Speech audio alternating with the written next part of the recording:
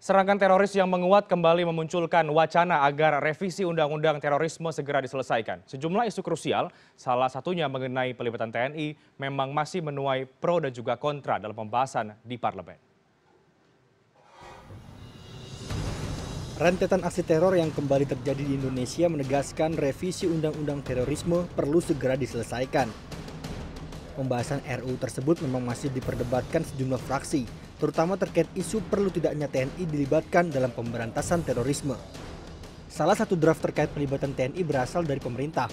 Presiden Joko Widodo menilai ancaman terorisme di tingkat regional maupun global harus diantisipasi dengan usaha luar biasa, salah satunya dengan melibatkan TNI. Meski menuai kontroversi, Presiden Jokowi menegaskan kewenangan TNI nantinya akan memiliki batasan-batasan sesuai koridornya. Siapa yang menduga bahwa di Maharani tahu-tahu ada peristiwa seperti itu, semua orang baru kaget. Siapa dulu yang mengira bahwa ISIS tahu-tahu muncul di Syria? Ya kalau undang-undang kita tidak akomodir itu ya, mengakomodir itu, tetapi tentu saja kewenangan itu kan ada batasan-batasannya, gitu. Mana yang boleh, mana yang tidak boleh. Baik. Karena menurut saya TNI bisa masuk dalam medan-medan yang sulit.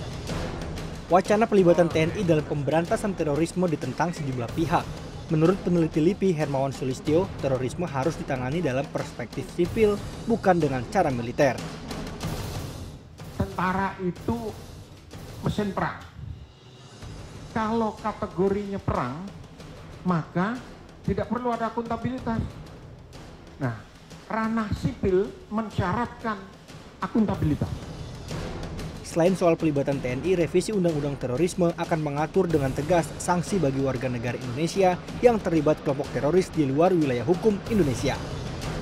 Tentang penambahan beberapa pasal pidana material yang terkait dengan perbuatan persiapan. Salah satu pasalnya di sana dikatakan bahwa ini kan warga negara Indonesia yang mengikuti pelatihan atau bergabung dengan suatu kelompok paramiliter atau militer. Tujuan dari bergabungnya itu untuk melakukan satu aktivitas terorisme, maka itu bisa dipidana penjara. Penyelesaian revisi Undang-Undang Terorisme harus menjadi prioritas DPR agar potensi serangan terorisme bisa diantisipasi sejak dini. Agus Firmansyah, CNN Indonesia. Karena sifatnya tidak hanya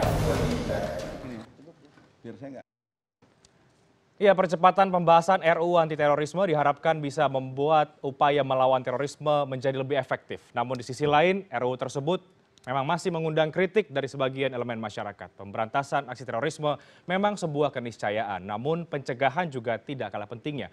Dan kita akan bahas lebih dalam lagi pada malam hari ini bersama dengan sejumlah narasumber yang sudah hadir. Memang sudah hadir pada malam hari ini ada Pak Muradi selaku Ketua Pusat Studi Politik dan juga Keamanan dari Universitas Padjadjaran. Selamat malam Pak Muradi. Malam Mas. Dan juga ada kita juga ada Pak Kombes Pol Sulistyo Pujo Hartono selaku analis kebijakan media divisi Humas Polri. Selamat malam Pak Pujo. Ini mungkin agak turun Pak kursinya, mungkin bisa diangkat lagi Pak. Dari situ. Tapi kita langsung ke Pak Bobi juga. Pak Bobi Rizaldi ini selaku dari anggota Pansus RUU anti terorisme dari fraksi Partai Golkar. Selamat malam Pak Bobi. Selamat malam Mas. Baik, mungkin saya mulai dulu dari Pak Bobi ini terkait dengan RUU anti terorisme. Ini kan kemudian menjadi wacana yang dilemparkan begitu ya. Setiap kita ada kasus terorisme kemudian yang dibahas adalah RUU-nya seperti apa. Nah, pertanyaan publik sekarang mengarah ke DPR, Pak Bobi. Sudah sejauh mana kemudian RUU ini? Karena ini sudah setahun, tapi kemudian masih alot juga tampaknya. Jadi sebenarnya bukannya alot, kita sudah mempunyai target penyelesaian yaitu di masa sidang berikut itu kira-kira bulan Agustus September ini kita akan selesaikan. Yang paling utama itu ada 115 DIM. 115 DIM ini sudah kita selesaikan sekitar 70. Jadi sudah lebih dari separuh kita selesaikan. Jadi kita ekspektasi memang pasal-pasal yang kontroversi ini kita akan selesaikan dalam 1 sampai 2 kali masa sidang ini. Oke, baik Pak Bobi, kemudian ini memang masih dibahas tapi di DPR sendiri sebenarnya seperti apa Pak pembahasannya? Apakah memang ada perbedaan pendapatkah dalam pansus atau seperti apa? Karena kalau kita tahu kemudian publik ini tahu sudah dari bulan April ya Pak draftnya ini diajukan. Ya, jadi itu dimasukkan April 2016. Kita melihat bahwa undang-undang ini memerlukan masukan yang banyak luas dari publik sehingga kita dari 5 kali masa sidang, 2 masa sidang saja kita menerima masukan dari masyarakat, dari lembaga swadaya dan juga dari elemen-elemen publik lainnya. Sehingga kita ingin memastikan bahwa undang-undang ini nanti memang pro hak asasi manusia dan juga sesuai dengan ekspektasi publik. Nah, yang paling utama bahwa fase perbedaan di antara fraksi DPR ini sudah lewat. Sudah selesai. Karena sekarang kita adalah pembahasan dengan pemerintah. Sehingga bola itu bukan hanya di DPR. Jadi di pemerintah juga begitu? Di pemerintah juga. Seperti karena banyak masukan-masukan sehingga kita perlu memformulasikan legal draftingnya. Dari pemerintah responnya seperti apa Pak Bobi? Sejauh ini cukup lancar sehingga makanya kita dalam 3 kali masa sidang dari 115 kita sudah selesaikan 70 lebih dari separuh. Baik. Saya ingin ke Pak Pujo. Pak Pujo, terlepas dari kemudian pembahasan revisi Undang-Undang Terorisme yang masih dibahas, ini kan kemudian penyerangan yang ditargetkan oleh kepolisian bukan pertama kali terjadi, Pak Pujo. Ini sudah berkali-kali terjadi. Pertanyaan publik sekarang bukan lagi kepada kenapa polisi, tapi apa yang kemudian sudah diantisipasi oleh pihak kepolisian sehingga tidak lagi-lagi terjadi. Karena ini menelan korban 1 anggota, ini artinya kan kalau sudah ada korban jiwa begitu ya, artinya teror ini dapat dikatakan berhasil, Pak. Jadi begini. Yang pertama bahwa polisi sejak akhir-akhir ini ya, sejak kasus Kampung Melayu sebulan terakhir ini telah melakukan 46 kali penangkapan ya terhadap 46 tersangka. Ya. Kemudian kalau menyangkut apakah dengan mereka 1 kali menyerang polisi ini dianggap berhasil.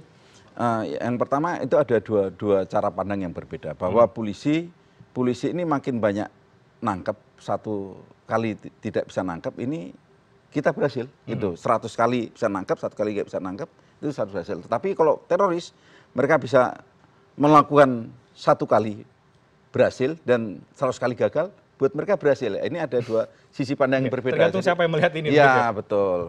Jadi upaya pencegahan dengan adanya beberapa kali kasus serangan terhadap polisi itu dilihat bahwa sebetulnya permasalahan ini disebabkan karena polisi ini adalah sebagai aparat penegak hukum. Polisi ini yang betul-betul getol untuk melakukan upaya pencegahan penindakan terhadap para pelaku teroris. Jadi mereka tahu ya, karena mereka tahu bahwa polisi ini yang menangkap mereka kan begitu.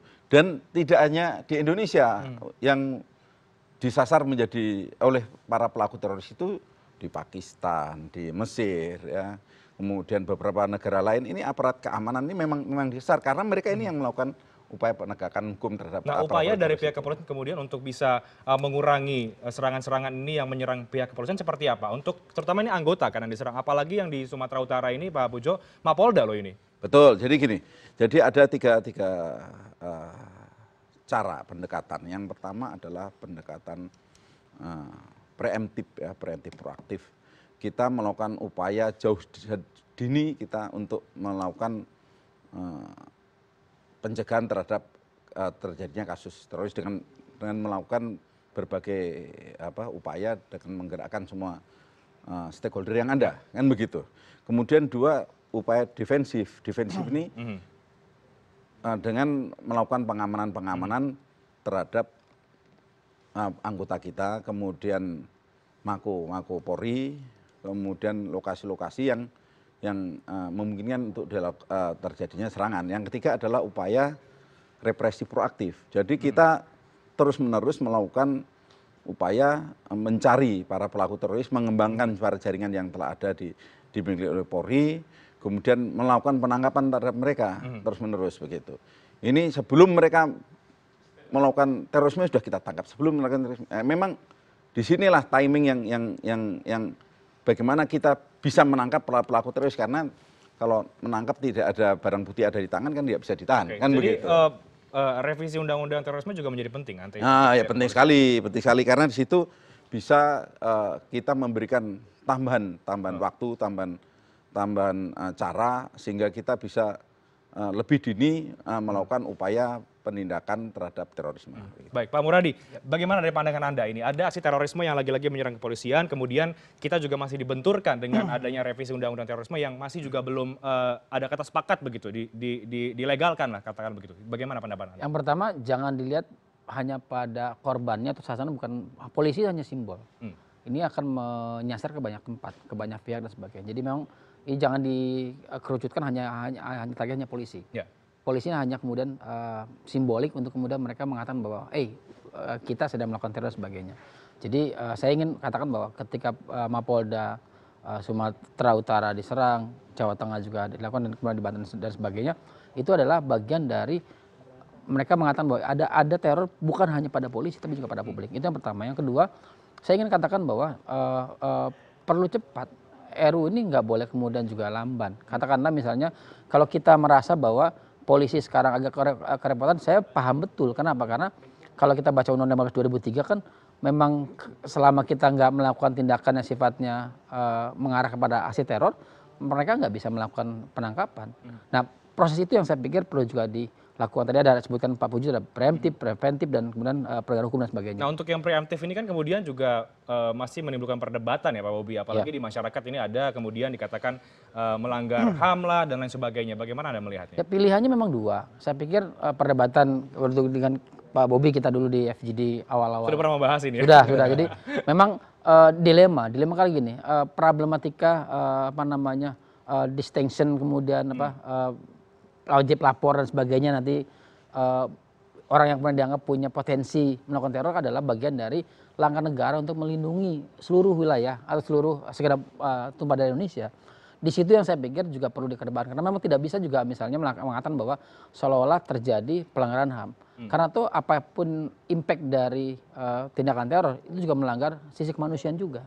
Jadi memang pilihannya adalah bagaimana memastikan bahwa negara tidak mengarah pada tindakan yang sifatnya melanggar HAM. HAM artinya begini, melanggar mencabut sama sekali hak mereka sebagai warga negara. Katakanlah misalnya kalau kita membandingkan misalnya dengan pola Amerika Serikat yang kemudian menggunakan pola-pola pendekatan yang tidak terlalu melanggar, lebih pada melanggar, maka saya pikir soft approach-nya itu lebih pada bagaimana memastikan bahwa orang-orang kemudian datang dari luar negeri, kemudian orang yang dianggap punya potensi itu diwajib lapor dan sebagainya. Saya pikir 6 bulan, 3 bulan, bahkan kemudian pada akhirnya kemudian per minggu itu bisa dilihat dalam proses dan mekanisme ini yang saya pikir perlu dipastikan supaya kemudian potensi melanggar HAM tidak menjadi salah satu ancaman yang serius buat kita. Begitu. Baik, saya ingin ke Pak Pujo kembali. Pak Pujo, saya sedikit agak mundur dari pembahasan revisi tadi. Tersangka ini kan kalau kita lihat informasinya Pak Pujo ini memang sudah diketahui merupakan pernah ke Suriah ya. Tadi juga sudah dibahas oleh Pak Muradi, ini pernah harusnya didata dan sebagainya. Tidakkah kemudian ini dimonitoring Pak?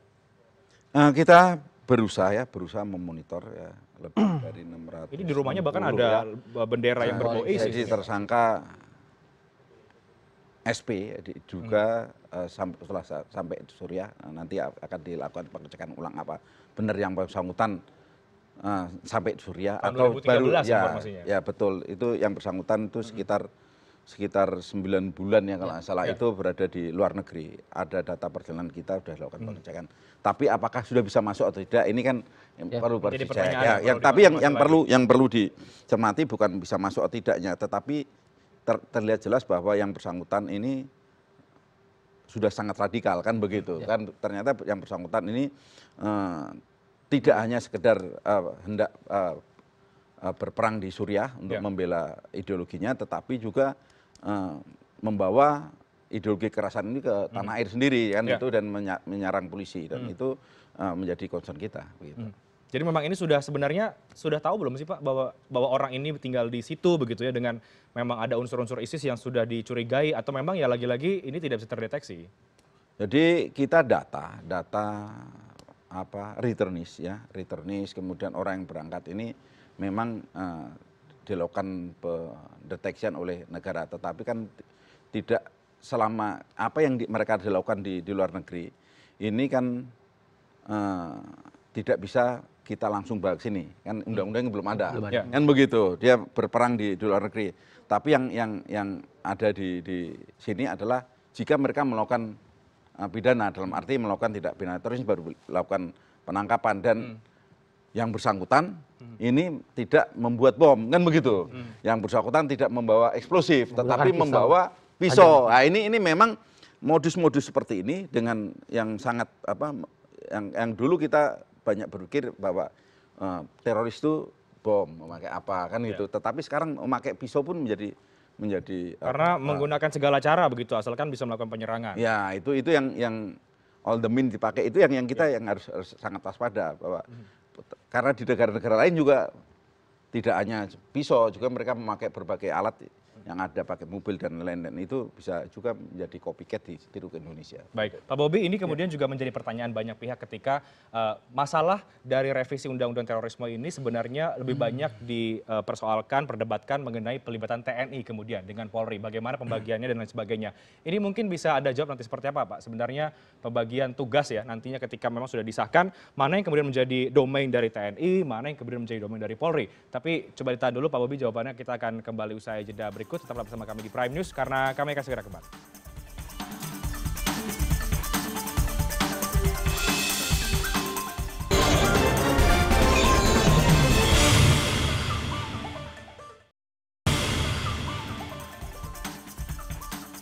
Anda kembali di Prime News dan saya juga masih bersama dengan 3 orang narasumber saya pada malam hari. Kita membahas bagaimana kemudian RUU anti terorisme ini kemudian disepakati untuk bisa menangkal aksi-aksi teror ke depan setelah yang terjadi di Sumatera Utara belakang ataupun kemarin ini. Saya ingin ke Pak Bobi terakhir tadi, Pak. Ada perdebatan, Pak, ini pelibatan TNI dengan Polri. Sebenarnya pembahasan seperti apa, Pak? Dan bagaimana kemudian skemanya nanti, kalaupun ini sudah menjadi sah sebagai sebuah produk undang-undang? Jadi sebenarnya kalau TNI dilibatkan itu bukannya baru akan dilibatkan, itu sudah dilibatkan. Cuman undang-undangnya beda. Jadi undang-undang TNI yang sebelumnya. Ya, jadi sebenarnya pencegahan terorisme dan penanggulangan ini ada 3 model. Pertama, criminal justice seperti yang kita punya. War model juga ada, seperti undang-undang TNI, dan internal security seperti di Malaysia dan Singapura. Utamanya yang internal security yang disampaikan tadi oleh Pak Pujo, bagaimana kita bisa mengkriminalkan suatu tindakan awal, yaitu preventif. Nah, itu tidak mungkin kalau ini di criminal justice system. Di war model juga tidak mungkin juga. Ini yang harus dimasukkan begitu? Ini yang harus dimasukkan, tetapi bagaimana formulasinya. Contoh paling utama, setelah bom Tamrin ada 10 kejadian penyerangan pada polisi, mulai Cicendo, Lamongan, Solo, Waduk Jatiluhur. Nah, itu kesemuanya kan sudah ditengarai adalah satu jaringan sel internasional, organisasi teroris. Di pasal ada bahwa kalau sudah terduga itu adalah satu anggota jaringan teroris, itu harus bisa ditangkap.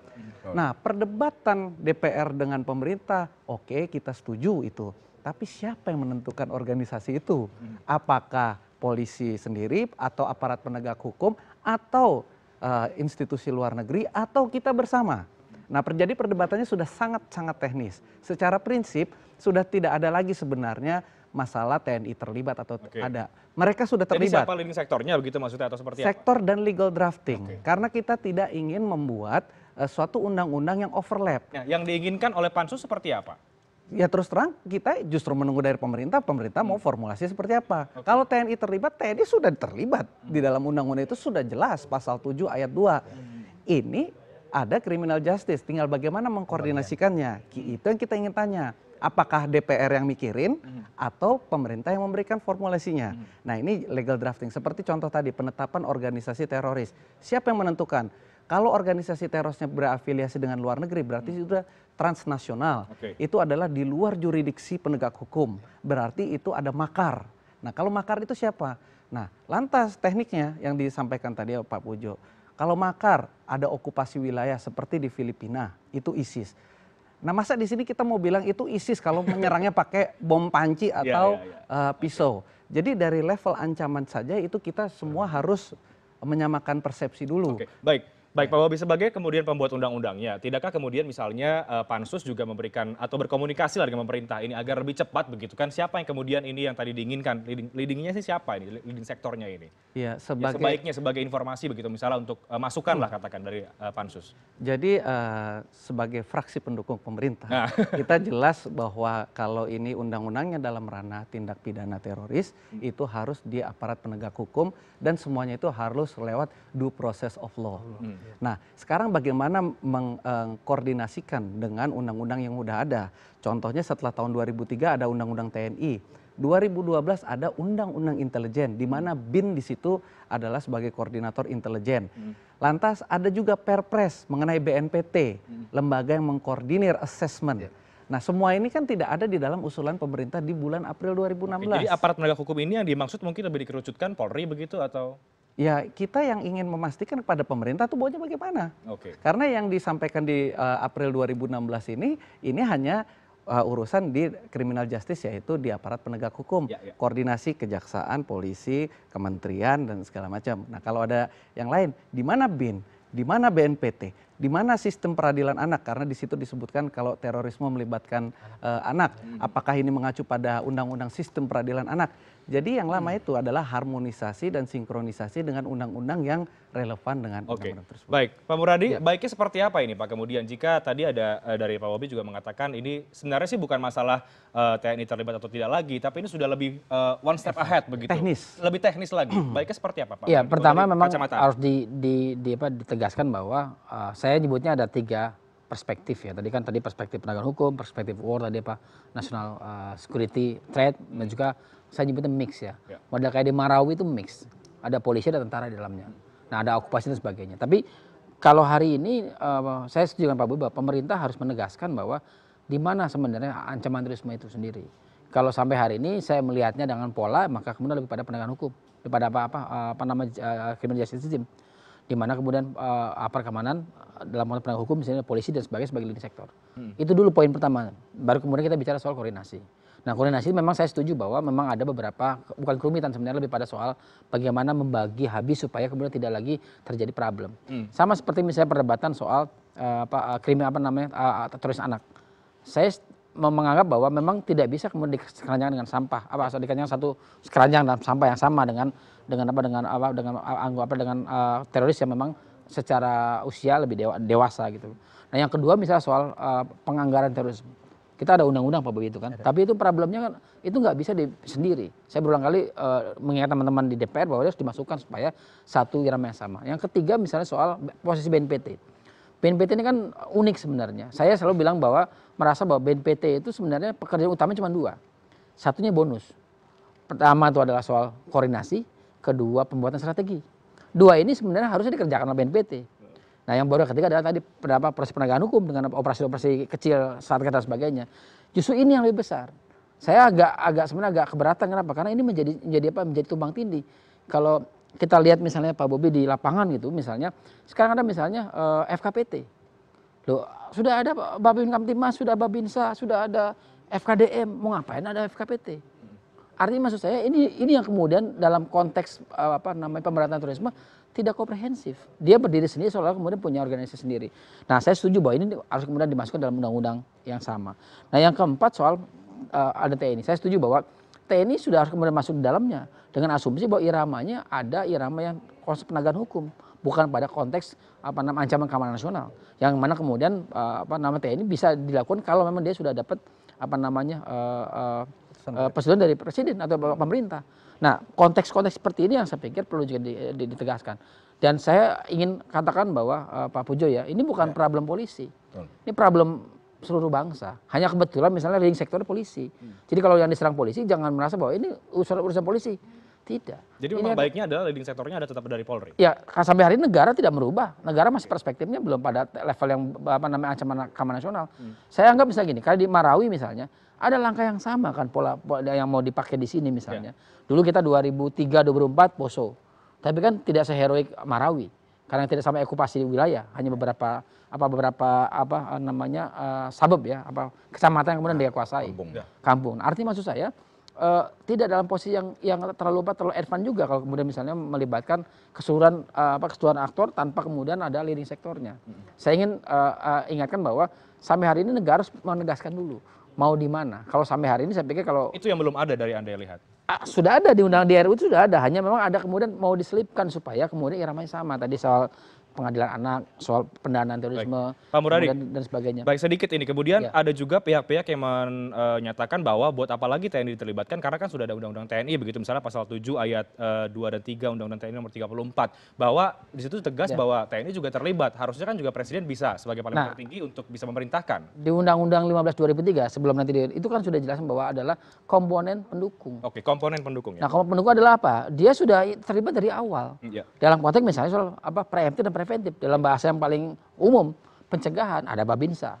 Babinsa itu kalau kita ke daerah, Babinsa dan Babin Kamtibmas, itu mereka lebih tahu sampai detil siapa yang masuk RT ini, berapa lama mereka tahu.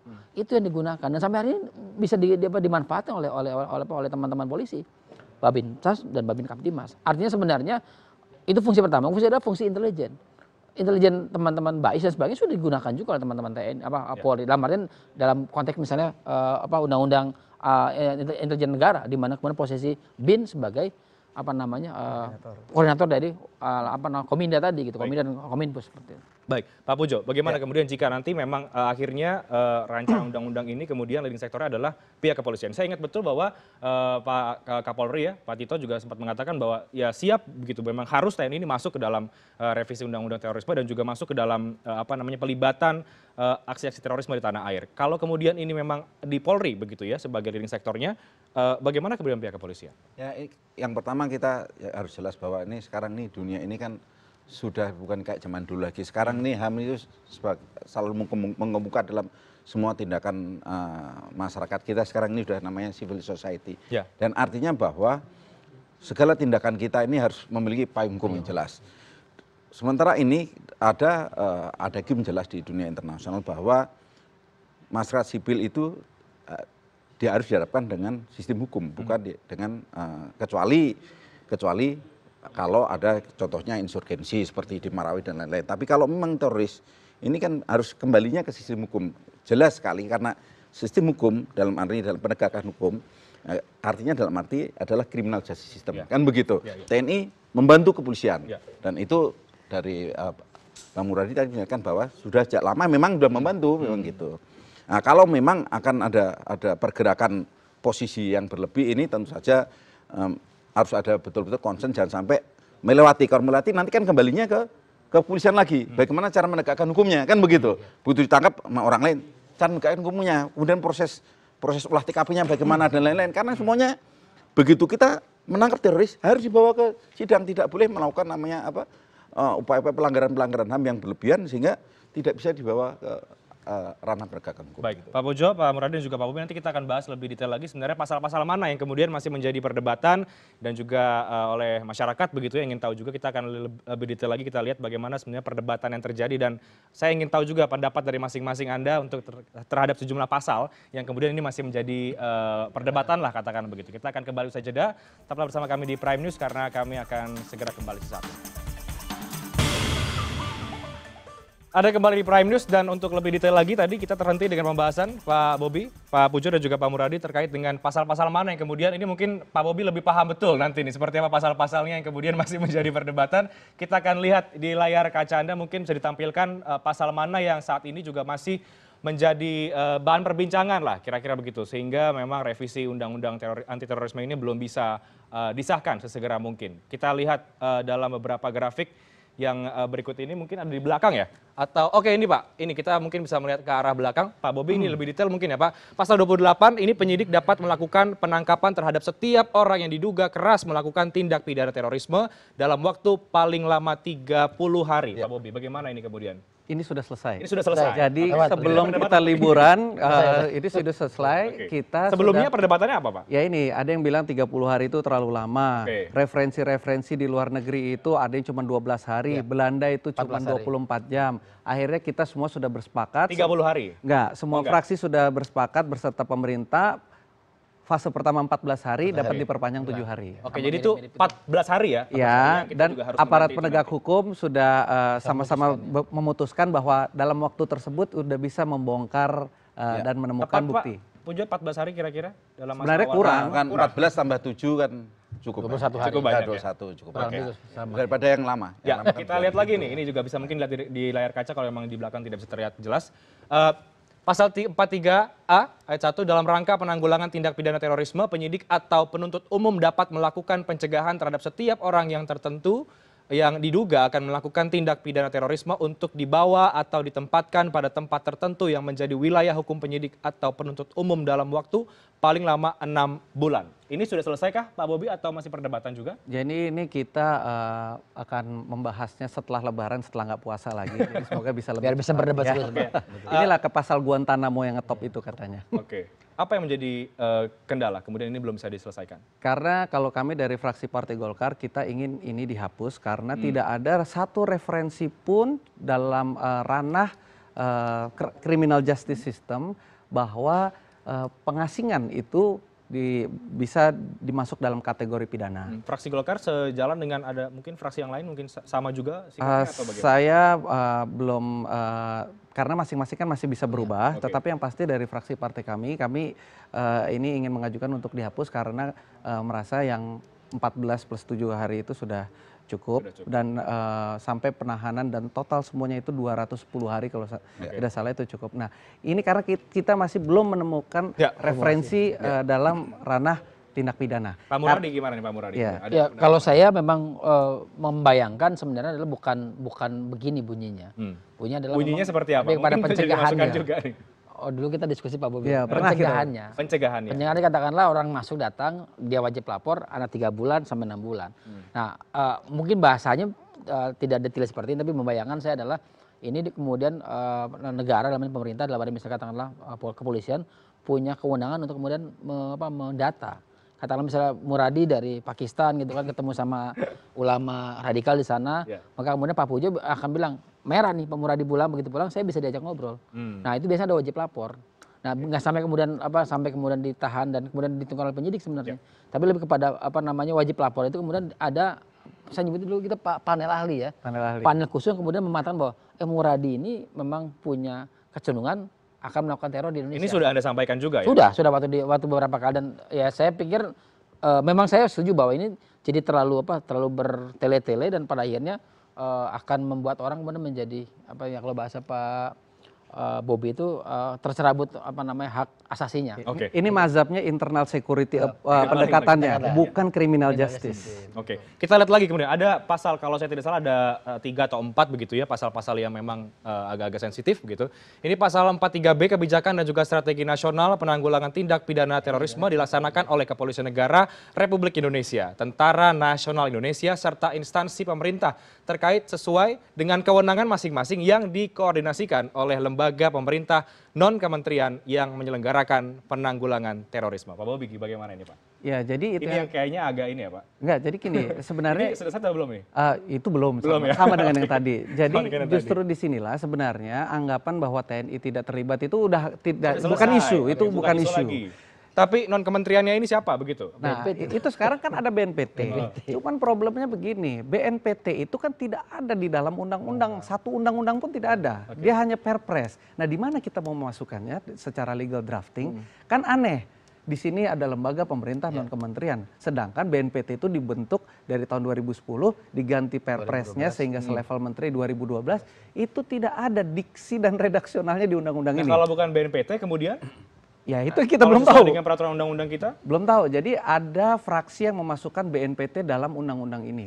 Tetapi kalau BNPT dimasukkan dalam undang-undang ini kan punya keterbatasan. Merevisi kalau klausalnya itu sudah 50% berubah dan 37% itu namanya bukan revisi. Itu namanya undang-undang baru. Sedangkan pemerintah mengusulkan kita undang-undang baru. Nah jadi gimana ngaturnya? Nah inilah yang problemnya itu sangat teknis yaitu legal drafting. Jadi secara prinsip sebenarnya sudah tidak ada masalah. Tinggal bagaimana kita mengkoordinasikan. Misalkan perbantuan TNI.